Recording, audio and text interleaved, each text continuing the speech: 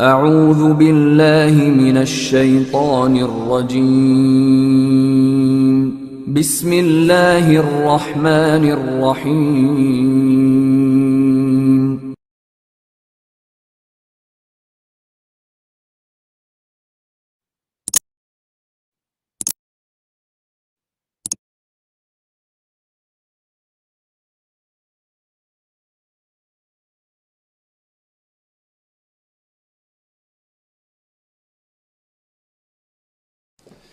Islam is the very antithesis of democracy.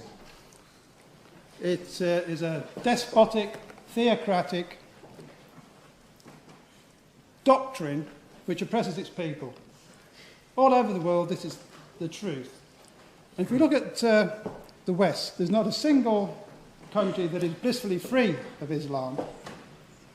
Sharia law in itself is divisive. It deliberately undermines the status of non-Muslims. It gives them the term kafar. They don't have the rights that Muslims have. And this is enshrined in all of the Islamic texts, from the Quran to the Hadith. Non-Muslims have a lower class status. My organisation is Stop Islamisation of Europe. We are being Islamized. While our troops are being bombing democracy into Muslim countries such as Afghanistan and Iraq, we're instilling Sharia law in our own country. What's happened in Harrow is the councillors who opposed to us are now forcibly feeding school children halal slaughtered food.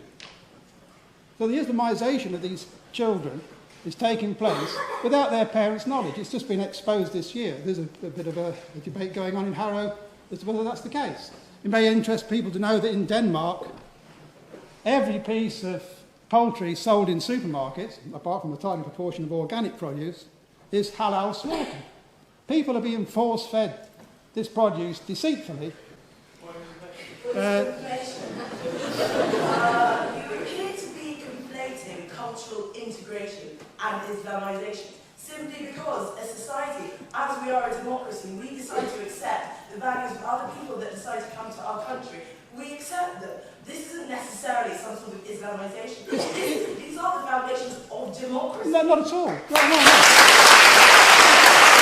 No. My organisation would not exist if the British media and the Western media did their jobs and reported things impartially, instead of going time after time after Israel for what's happening in the Gaza Strip, misreporting things like that, like the supposed killing of Mohammed al-Jura, the 12-year-old boy, up against a wall, sheltering behind his father.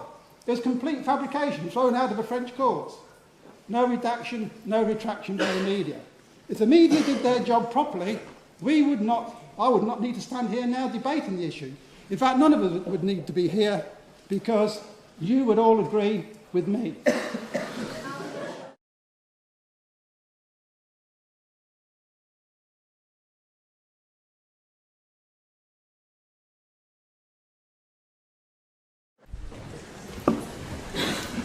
Hello, greetings. I'm your friendly neighbourhood Islamist. I was a bit late coming from London today, but you know, the queue of infidels to behead was rather longer than usual.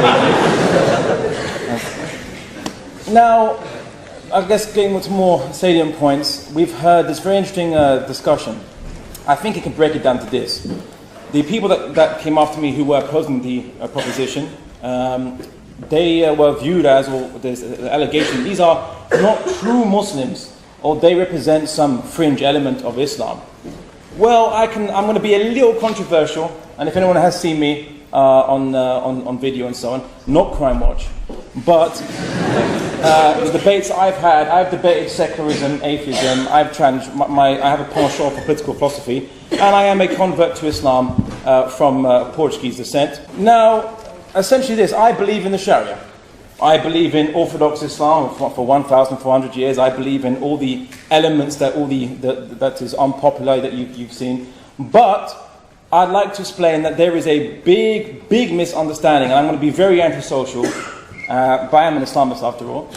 And I'm going to have to not take people's points, because there's a lot of things I want to refute. And basically, the organisation I was part of does a lot of debating. I'd like to make another point that in last year, December the 10th, my organisation invited Stephen Gash for a debate on is Islamification of Britain, myth or reality. He pulled out a few days before that. No, sorry. And not take a point of information. You can respond afterwards. Okay. Anyway, now he said, I want to ask the point he said at the beginning. He said that the West is summed up by democracy. So whatever the people choose is correct.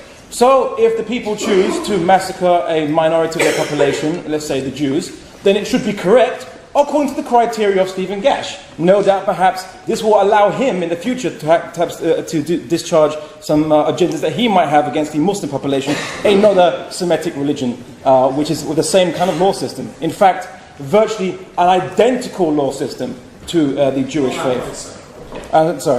Now, also, they said that so women only got the vote 100 years ago, while in Islam, 1,400 years ago, the Prophet Muhammad requested the Pledge of Allegiance from women and men. And that's in the text. He said that Islam doesn't give Muslims rights. Well, I like to quote, let's deal in text. Let's not deal with what I say. According to Stephen Gash, I'm a lying Muslim. So, I'm going to deal, yeah, there he goes. So, reminds me of that excerpt from the film Kingdom of Heaven. That's a Saracen, he lies. Anyway, the Prophet Muhammad said, in the book of Hadiths, he said that whoever oppresses a person who is under covenant, a non-Muslim, in living in Islamic state, or oppresses him, or imposes on him something more than he can afford, or humiliates him, or takes anything from him without his consent, I will oppose him on the day of judgment. The Prophet Muhammad also said that anyone that harms a dhimmi has harmed me. Yeah? And the word dhimmi means a person under contract. It is no different to the Rousseauian citizen contract, whereby the state is under contract with a citizen to provide minimum protection. Now I'm totally happy to debate this entire subject on what the text actually says, including when the sacred months have passed, kill infidels wherever you find them. Let's quote the entire surah. The entire surah says about those polytheists who were in an alliance, or not alliance, an agreement with the Muslims for a neutral non-aggression. They broke the agreement. So what did the Quran reveal? It said, when one of the months are over, of this agreement, when it's over, then attack these people. But the Prophet Muhammad also said that you don't attack the women, the children, and the man who's tilling the lawn. This is a text. I'm sorry, my friend. We live in a free state where you can express. Do not impinge upon my freedom to express myself.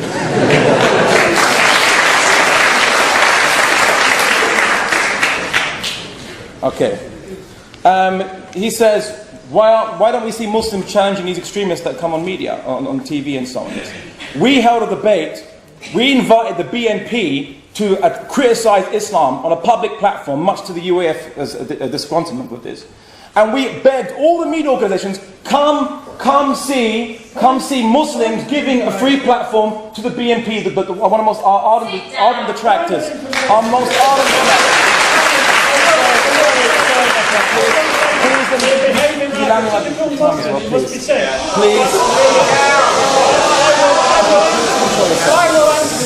Please control it.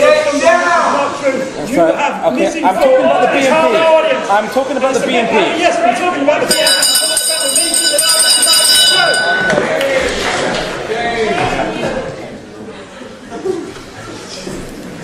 Anyway, we begged the BBC, Channel 4, we begged ITV, we begged every media outlet we could find to come cover this. We'll show you Muslims supporting free speech. It wasn't newsworthy, they said. Wasn't newsworthy. Right? And this is the problem, that we Muslims who did our best to try to display an action showing that we support open debate, which is an Islamic concept, by the way. This was not allowed to be shown by the media, and that's why you don't see Muslims opposing Andrew Chowdhury, because the media will not show you this to you. Sit down. So, Mr. Gash. I'm talking about the BNP. Are you got conscious? Gash. All right. Excuse me, Mr. Gash, he has the floor. Please respect our rules. If not, we have to escort you out. So please, I understand, but please.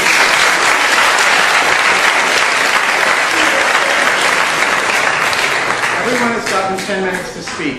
It is now Mr. Al-Andalusi's chance to speak. He has 10 minutes to speak. Please respect that.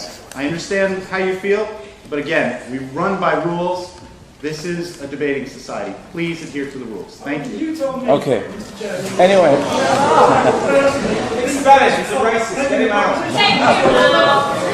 Threat to the West.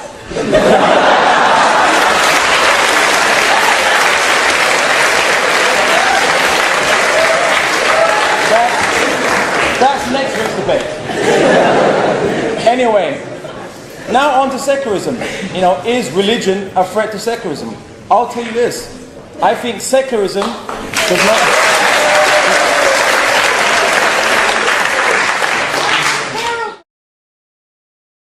الله أكبر